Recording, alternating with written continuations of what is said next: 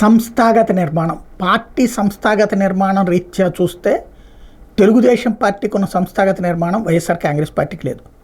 అందుకని వైసీపీని ఒక్కసారి దెబ్బ కొట్టేస్తే వైసీపీ సంస్థాగతంగా బలంగా లేదు కాబట్టి నాయకులందరూ మన వైపు వచ్చేస్తారని పవన్ కళ్యాణ్ ఇటు చంద్రబాబుతో కలిసి మూవ్ అవుతున్నారు.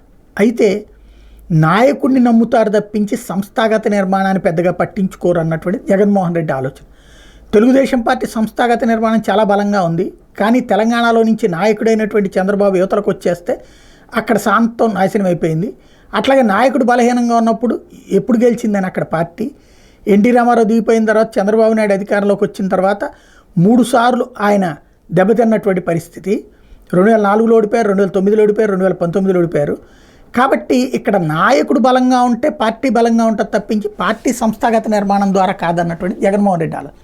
అందుకని నమ్మకం ప్రజలలో తన యాక్టివిటీ ద్వారా ఉచితాల లాంటి వాటిని మధ్యలో తినేసేవాళ్ళు ఎక్కువ ఉంటారు. ఆ మధ్యలో మనం 10,000 ఇస్తే మధ్యలో 1,000 రూపాయలు తిన్నా అవతలోడికి 9,000 వెళ్ళినా సరే అదిగో చూసారా 10,000 చెప్పాడు 9 ఇచ్చాడని ఆ అధికారిని తిట్టలేక, ఎదురుగుండా ఉన్న వాళ్ళని తిట్టలేక ప్రభుత్వాన్ని తిట్టుకుంటారు.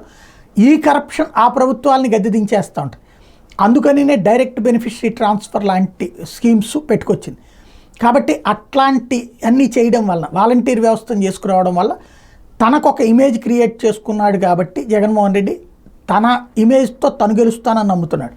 అయితే వ్యక్తి ప్రాధాన్యత, పార్టీ ప్రాధాన్యత ఈ రెండిట్లో ఏది సాధ్యం? ఎందుకంటే ఇక్కడ జట్టు కట్టున్నారు చంద్రబాబు, పవన్ కళ్యాణ్, పురంధేశ్వరి. ఇంతమంది జట్టు కట్టి ఉండగా గెలవడం సాధ్యమేనా? అది సందేహం. ఏం జరుగుతుందో 4వ తారీఖు చూద్దాం.